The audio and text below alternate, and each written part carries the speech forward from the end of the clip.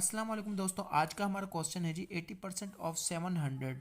तो इसका हम आज परसेंटेज को समझेंगे जी। परसेंटेज होती क्या चीज़ है, परसेंटेज को ख़त्म किस तरह किया जाता है, या फिर अगर किसी क्वेश्चन में आ जाएगी आपने परसेंटेज मालूम करनी है तो उसको किस तरह मालूम किया जाता है। दोस्तों, परसेंटेज का डायरेक्ट जो ताल्लुक होता है वो होता है 100 से। ठीक है, 100 से। आमतौर पर हमने अपनी नॉर्मल गुफ्तगू में हम कहते हैं जी मैंने 100% काम ख़त्म कर दिया। 100% का मतलब क्या होता है जी, हमने मुकम्मल तौर पर काम अपना ख़त्म कर दिया। लेकिन अगर आप मुकम्मल से भी ज़्यादा कुछ करेंगे तो आप 100 से बढ़ा देंगे। यानी कि आपको किसी चीज़ पर बहुत ही ज़्यादा यकीन है तो आपके मुझे 110% यकीन है। तो इसका मतलब यही होता है कि किसी भी चीज़ का मुकम्मल हो जाना यानी कि 100% हो जाना। अब देखिए, जब भी आपने परसेंटेज को ख़त्म करना है तो वो किस तरह करना है। परसेंटेज को ख़त्म हमेशा तब भी करना है, आपने उस नंबर को आपने 100 से डिवाइड करना होता है। ठीक है, उस नंबर को आप क्या करना होता है, 100 से डिवाइड करना होता है। सिर्फ ये काम करना होता है। उसके बाद अगर उसने टोटल अमाउंट दे दी है तो आपने क्या करना, उस टोटल अमाउंट से आपने उसी नंबर को मल्टीप्लाई कर देंगे।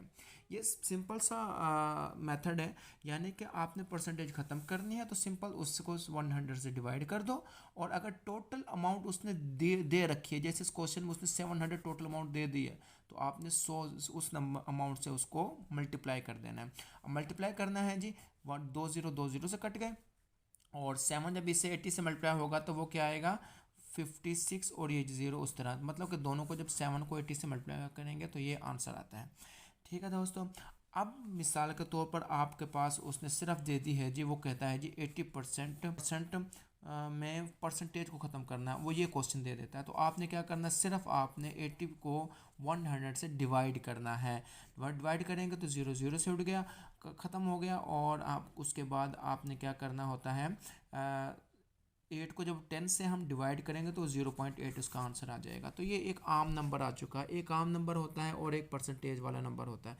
तो ये आम नंबर में जब भी आपने कन्वर्ट करना है किसी परसेंटेज वाले नंबर को तो सिर्फ 100 से डिवाइड करना है। और अगर उसने टोटल अमाउंट दे दे वो, तो आपने उस अमाउंट से उसको मल्टीप्लाई कर देना है। आगे हम इस क्वेश्चन को थोड़ा समझते हैं जी। क्वेश्चन समझते हैं कि हमने किसी चीज़ की परसेंटेज मालूम करनी है।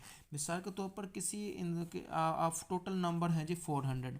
ठीक है, टोटल मार्क्स कितने हो गए जी, 400 आपके टोटल मार्क्स हो गए। ठीक है, 400 टोटल नंबर हो गए। तो अब आपने उसमें 400 में से हासिल किया है जी 250 मार्क्स।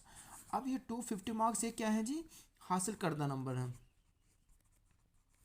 हासिल करदा नंबर ये 250 हो गए।